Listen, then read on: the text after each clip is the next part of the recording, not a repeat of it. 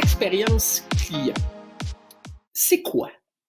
On entend beaucoup parler de ça depuis des années, c'est sur toutes les lèvres. On entend parler beaucoup d'expérience client. Pour certaines personnes, c'est du service à la clientèle. Pour d'autres personnes, c'est une nouvelle tendance, là, on n'en entendra plus parler dans quelques temps. Et pour d'autres personnes, c'est un service à la clientèle, mais en version améliorée.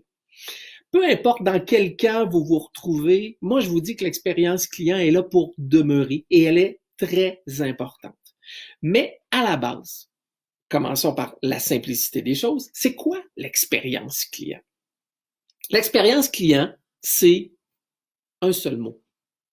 C'est aussi simple que ça. L'expérience client, ça se définit en un seul mot qui s'appelle émotion.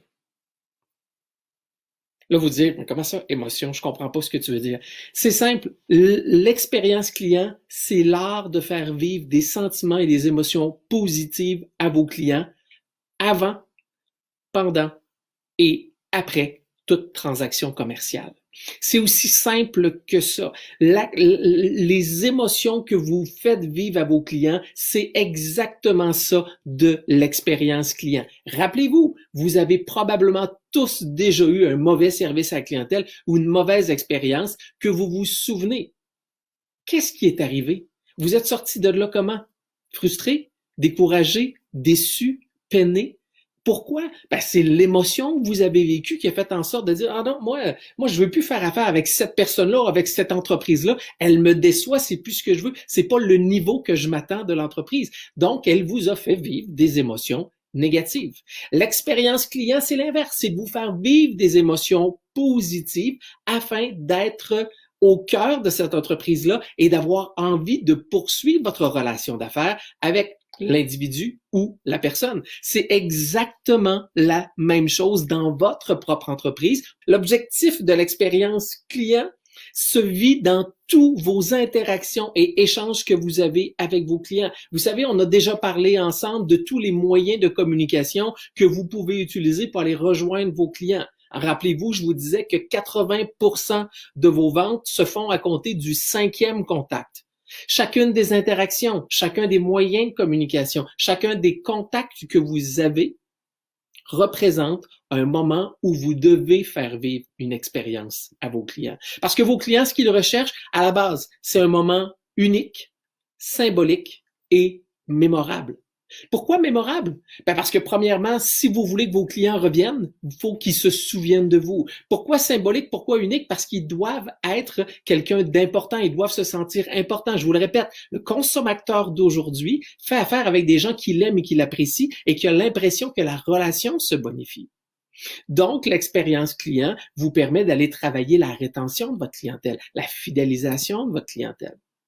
Je vous répète que l'objectif en affaires, c'est pas juste de vendre. Oui, la vente, elle est extrêmement importante.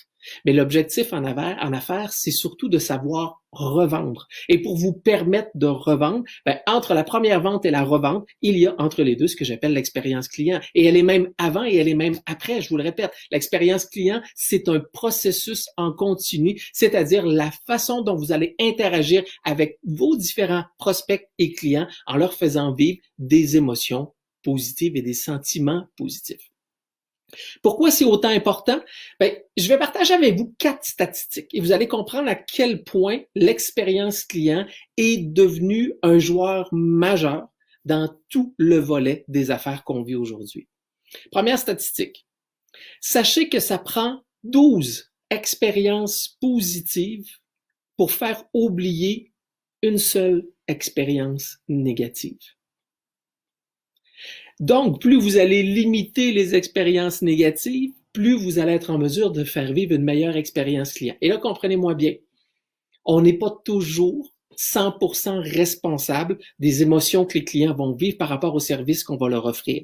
C'est pas une science exacte, l'expérience client. Ça dépend de la perception des gens. La perception de quelqu'un versus au service que vous avez eu et une autre personne n'est pas la même chose. Vous avez probablement déjà vécu cette même expérience-là. Quelqu'un se sent attaqué par une personne et l'autre personne se retourne et dit, ben non, elle a juste répondu correctement à notre question. C'est une question de perception. L'important, c'est d'essayer le plus possible de faire faire vivre des émotions positives. Donc, la première statistique, 12 expériences positives pour faire oublier une seule expérience négative. La deuxième statistique, qui est désolante, mais elle existe pareil. 92% des clients insatisfaits en parlent pas aux commerçants. Encore une fois, faites une introspection. Est-ce que vous, quand vous avez un mauvais service, vous partez à la course par aller dire à personne, « Ah, moi, ce que j'ai eu là, c'était pas bon. » Souvent, ce qu'on va faire, c'est qu'on va se taire, on va s'en aller et on ne reviendra pas. D'où l'importance d'essayer de développer le plus possible une relation et d'offrir la meilleure expérience possible au premier abord ou avant ou pendant ou après. Donc, je vous le répète, c'est un processus en continu. Troisième statistique qui date du début de la fin de 2019, pardon, par Price Coopers Waterhouse, qui disait que ils ont fait une étude auprès de 15 000 Canadiens et 72%, c'est important, 72% des Canadiens sont plus enclins à acheter s'ils vivent une expérience positive qu'une expérience négative. Vous allez me dire, c'est une évidence, mais quand même, c'est important de comprendre que la transaction d'achat, si elle n'est pas enrobée d'une expérience client positive, vous diminuez votre taux de réussite et vos taux de succès. Donc, l'expérience client devient l'environnement, devient le contexte dans lequel votre client va évoluer au sein de votre pratique, au sein de votre organisation pour vos produits et services. Et la quatrième, je l'ai gardée pour la fin parce que c'est la plus importante. Walker vient de dire que le critère de choix majeur mondialement est maintenant l'expérience client au détriment du prix. Les gens sont prêts, 90% des gens au moment où on se parle sont prêts à payer davantage pour une garantie de service amélioré et d'une expérience active. En effet, selon différentes statistiques qui ont été mises au jour. Comprenez-moi bien. Encore une fois, je suis pas en train de vous dire que le prix est pas important. C'est pas ça. Ce que je vous dis, c'est que l'expérience devient aussi, si maintenant, sinon plus importante que le prix. Ça reste que le prix est un critère de choix aussi, particulièrement dans une situation qu'on vit au moment où on se parle, où le prix devient un moment important parce que c'est beaucoup plus sensible. Mais s'il y a quelque chose d'émotif, si on revient à l'émotion, c'est bien le prix. Donc, juste de prendre conscience à quel point l'expérience client devient maintenant un joueur majeur, un critère de choix des clients qui vont vouloir ou ne pas vouloir faire affaire avec vous. Alors, comment on fait pour faire vivre une expérience client positive à nos clients, évidemment à nos prospects? Je vais partager avec vous aujourd'hui les six lois. Il n'y en a pas juste 6, mais je vous en partage 6. 6 lois de l'expérience client pour vous aider à améliorer cette expérience-là, pour faire en sorte que le parcours de vos clients, à tous les points de vue, quand je vous parle du parcours, c'est autant sur votre site Internet, c'est autant une transaction téléphonique, c'est autant un appel téléphonique, une transaction en ligne, une rencontre en individuel, c'est tout ça. Et rappelez-vous, peut-être que vous avez déjà fait des achats en ligne, de plus en plus de gens, là, on parle que maintenant, plus de 50% des gens font des transactions en ligne et avec la situation qu'on vit là, l'après-pandémie, moi, je vous garantis une chose, ça va monter de façon très importante. Donc, comment ça se fait? Ça vous est déjà arrivé d'arriver puis de faire une transaction en ligne et, excusez-moi l'expression, ça bug? Qu'est-ce qui arrive? On vit pas une expérience, hein, ça nous choque, ça nous frustre, puis qu'est-ce qui se passe, puis qu'est-ce qu'il y en est? Ben, ça fait aussi partie de l'expérience client. Je vous le répète, c'est pas toujours de votre faute. Mais l'important, la responsabilisation là-dedans vous appartient. C'est peut-être pas de votre faute, mais c'est à vous à régler cette situation-là. Parce qu'un client qui vit une expérience négative, qui vit un problème, si vous êtes en mesure de régler son problème rapidement, ben ce client-là est prêt à revenir très souvent et souvent sa loyauté est meilleure. Donc, l'expérience client, c'est votre outil de rétention, c'est votre outil de fidélisation, c'est votre outil de vente, c'est le contexte dans lequel, en d'autres mots, c'est l'aquarium dans lequel votre poisson va bien se positionner. Les 6 lois. Première loi. Chacun de vos clients se croit unique. Simple. Peu importe quel produit, quel service que vous offrez, votre client a l'impression que sa situation qui vient de lui arriver, elle est unique. Même si pour vous, c'est pas le cas, tout individu, nous sommes à la base tous des individus uniques. Donc, on s'attend à un service en fonction de notre unicité, de notre singularité. C'est simple comme ça. Donc, même si ça fait 8 fois qu'arrive une procédure complexe et que vous savez que c'est déjà arrivé, quand bien même que vous disiez à votre client, « Ouais, mais c'est déjà arrivé à d'autres personnes aussi », Lui, il s'en fout. Le client, c'est pas un numéro. Le client, c'est un individu unique. D'où l'importance de travailler à personnaliser votre langage et surtout, je vous le dirais surtout, à poser des bonnes questions pour comprendre votre client. Même si vous avez l'impression que vous comprenez le problème, c'est pas nécessairement juste le problème que vous devez comprendre, c'est le client lui-même. Parce que lui, le client, ne vit pas les mêmes émotions que le client d'avant qui avait peut-être le même problème. Alors, chacun de vos clients se croit unique, d'où l'importance de porter une attention, de maximiser votre capacité d'écoute afin de comprendre. Je le répète toujours, arrêtez d'écouter pour répondre, écoutez pour comprendre votre client. Quand vous allez l'avoir compris, votre client se sera senti compris et à ce moment-là, ça sera facile pour vous de lui présenter une solution ou à tout le moins de l'amener dans une avenue pour régler la situation. Donc, le premier point, chacun de vos clients se croit unique. Traitez-les tous de façon unique. Deuxième clé, tout ce que vous faites, et je vous l'ai déjà dit, mais je vous le répète, tout ce que vous faites crée une réaction émotionnelle chez votre client, à tous les égards. L'objectif est de faire en sorte que vous minimisez les impacts négatifs puis vous maximisez les impacts positifs, c'est-à-dire les émotions positives que votre client va vivre. C'est ce qui est important. Ça ne veut pas dire que vous ne pouvez pas créer certaines déceptions chez votre client. L'objectif n'est pas de tout donner et de faire en sorte que vous devenez l'esclave de votre clientèle. C'est pas ce que je vous dis. Mais l'objectif est de développer une relation suffisamment saine et efficace pour que votre client vive majoritairement des émotions positives. En d'autres mots, 3 enjeux importants. Intelligence émotionnelle. C'est quoi l'intelligence émotionnelle? C'est votre capacité à agir, à bien réagir à votre client et à développer des relations saines et profitables. Je vous le résume très rapidement. Mais de l'intelligence émotionnelle, vous avez besoin de plus d'intelligence émotionnelle que de quotient intellectuel dans votre organisation. Je suis pas en train de vous dire que c'est pas important que vous soyez intelligent, c'est pas ça. Mais je vous dis que selon une étude d'Harvard, le succès et la réussite est tributaire à 75% d'intelligence émotionnelle et de 25% d'intelligence tout court, donc de quotient intellectuel. Donc, vous devez développer votre capacité d'intelligence émotionnelle avec votre client. Ça, c'est le premier point pour faire en sorte de faire vivre des émotions positives. Le deuxième, soyez empathique. C'est quoi l'empathie? C'est votre capacité de vous mettre dans les souliers de votre client puis de le comprendre. Donc, on revient au point 1, c'est-à-dire arrêtez juste de prendre la situation en disant, mais oui, c'est déjà arrivé, je vais les régler comme ça puis il va se régler comme ça. Non, pas nécessairement. Prenez le temps d'être empathique, de comprendre la réalité de votre client pour être en mesure de bien répondre à sa situation. Et finalement, un point que je dis régulièrement puis que les gens me regardent en me disant, c'est donc bien évident, Vincent, soyez sympathique.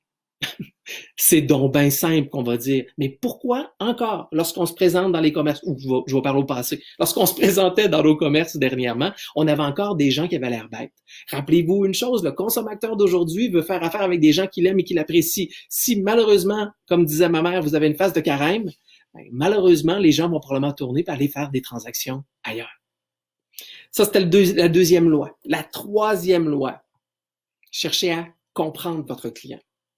Vous devez comprendre votre client, pas juste le connaître, pas juste l'entendre, le comprendre. Et pour ce faire, vous devez prendre le temps de poser des questions pour comprendre la situation qu'il vit et les émotions qu'il vit. Plus vous allez être en mode écoute, plus vous allez maximiser votre capacité d'écoute, plus votre client va se sentir entendu, reconnu et compris. Et déjà, juste ça, vous venez de baisser la pression et souvent, c'est la meilleure façon de gérer des clients difficiles, c'est-à-dire de bien comprendre sa réalité et de l'écouter de façon importante. Il y a besoin de ventiler. Il y a énormément besoin de ventiler. Mais comprenez-moi bien, là, je suis pas en train de vous dire que l'expérience client, c'est juste de régler des problèmes. C'est pas ça. L'expérience client, je vous le répète, c'est faire vivre des émotions positives. Votre client va vous voir, il y a une problématique quelconque, vous devez prendre le temps de comprendre ce qu'il a. Parce que plus vous allez le comprendre, plus vous allez être en mesure de proposer une solution adaptée à ses besoins et plus le client va dire, oui, c'est exactement ce que j'ai de besoin. Donc, la solution que vous allez lui proposer correspond à ce qu'il est. Et je le répète tout le temps, puis je pense que je l'ai dit à plusieurs reprises ici, une solution, selon moi, ça ne se vend pas. Une solution, ça s'achète. Alors, à ce moment-là, vous arrêtez de vendre et vous laissez vos clients vous acheter. Quatrième, évitez les fausses promesses. Je n'ai trop entendu. J'ai trop entendu de gens dire des choses ou répondre des choses tout simplement pour clore un débat ou pour simplement dire au client, regarde, pour se débarrasser de la clientèle. S'il vous plaît, ne faites pas ça. Si vous n'êtes pas en mesure de répondre à ce qui est là, ne faites pas de fausses promesses. Créer une fausse promesse, c'est augmenter les attentes de vos clients. Et en augmentant les attentes de vos clients, vous allez juste gérer l'insatisfaction. Évitez de dire n'importe quoi. L'humilité, la vulnérabilité en affaires est probablement un outil qu'on néglige trop souvent. Prenez le temps de dire à votre client, regardez, ce que vous venez de me dire là, je comprends ce que vous me dites, mais je suis pas capable de répondre ou je suis pas capable de vous aider. Par contre, ce que je vais faire, je vais aller travailler pour vous. Je vais aller voir ce que je peux faire. Je vais aller évaluer la situation. Plutôt que lui dire, oui, oui, c'est beau, je vous règle le problème. Si vous n'êtes pas certain de régler le problème, dites plutôt à votre client, je suis pas certain d'être capable de le régler, mais je vais travailler pour vous. Le client va être beaucoup plus reconnaissant et va être prêt à négocier plutôt que vous dites, ben oui, c'est beau, je suis capable de le régler, puis vous revenez après en disant, ben non, finalement, je suis pas capable de vous régler, c'est juste ça que je suis capable de faire. Vous allez juste gérer l'insatisfaction. Vous êtes mieux d'être vulnérable et transparent avec votre client que d'essayer de passer pour le roi, le king, puis qu'en bout de ligne, le roi, le king se dégonfle. Donc, très important, évitez les fausses promesses. Cinquième, celui-là, pour moi, il est fondamental. Autant en vente, en expérience client, puis je vous dirais en général en affaires, sachez gérer les attentes. C'est quoi gérer les attentes? C'est tout simplement une question de perception. Hein? Votre client s'attend, exemple, à un résultat X. Si vous lui donnez un résultat X, mais un petit peu plus élevé, au-delà de ses attentes, vous allez être quelqu'un d'extraordinaire. Mais si vous lui offrez quelque chose généralement en bas de ses attentes, même si vous pensez que le résultat que vous lui avez offert est parfait, malheureusement, ça fonctionnera pas. Un résultat est important, mais les attentes que le client a sont encore plus importantes. Gérez les attentes de vos clients, c'est-à-dire donnez-vous de l'air. La satisfaction de votre client et l'écart entre les résultats qu'il aura eu, donc les services obtenus et les attentes qu'il a. Je vous donne un exemple. On fait un examen, vous et moi, ensemble, demain matin. On fait un examen. Ça fait 3 semaines que vous étudiez, vous êtes concentré, vous étudiez, vous faites vraiment l'examen. Pour vous, ce résultat-là est important.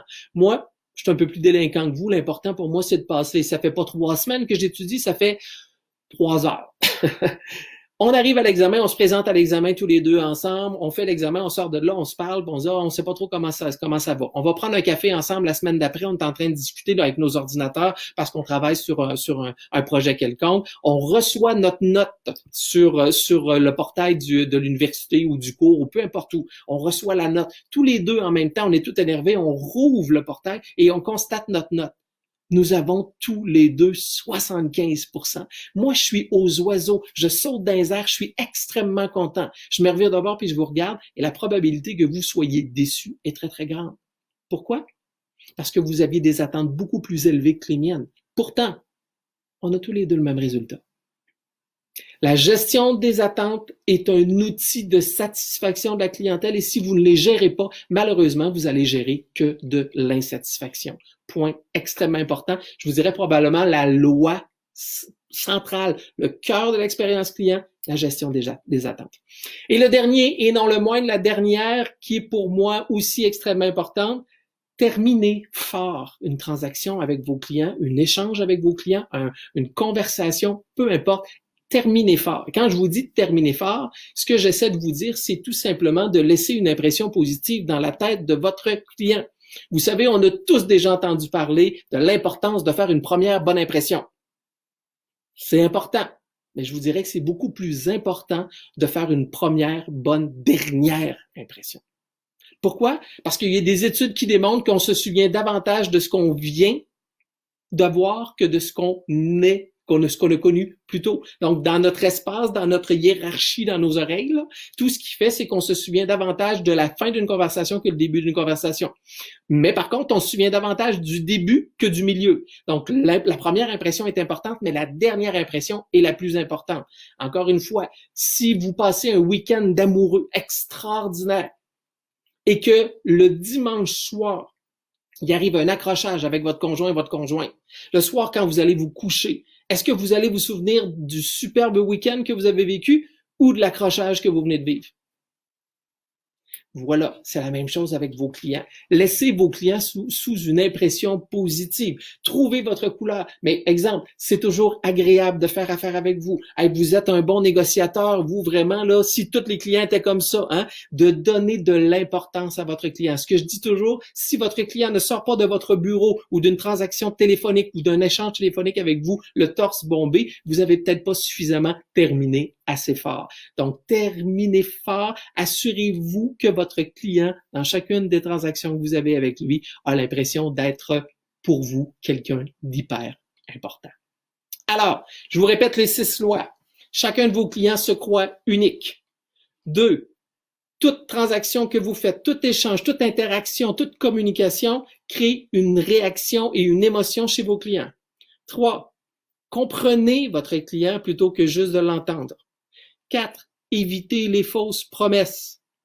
La 5e, gérer les attentes, extrêmement important parce que si vous ne gérez pas les attentes, vous allez gérer de l'insatisfaction. Et la 6e, et non la moindre, il est extrêmement important de terminer fort.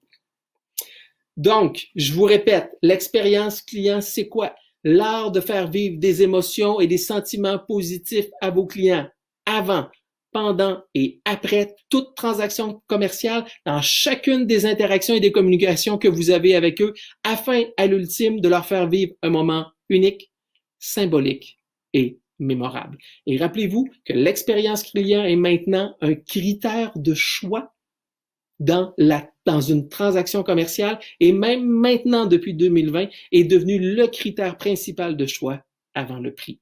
D'où l'importance d'avoir un environnement d'expérience positif. Revoyez vos processus, revoyez le parcours que vos clients ont, revoyez vos attitudes, revoyez vos comportements, revoyez comment vous interagissez avec vos clients afin de faire en sorte d'aller chercher le plus d'efficacité possible, le plus de qualité possible, le plus de fiabilité possible, être le plus commode possible pour votre client et surtout, c'est plate ce que je vais vous dire là, mais mettez-vous un sourire d'en face et soyez sympathique. Alors voilà tout le monde, je vous remercie de votre fidélité, d'être toujours au poste à chaque semaine. On se retrouve évidemment la semaine prochaine. C'était votre optimisateur de performance, Vincent Fournier, qui vous dit ciao tout le monde.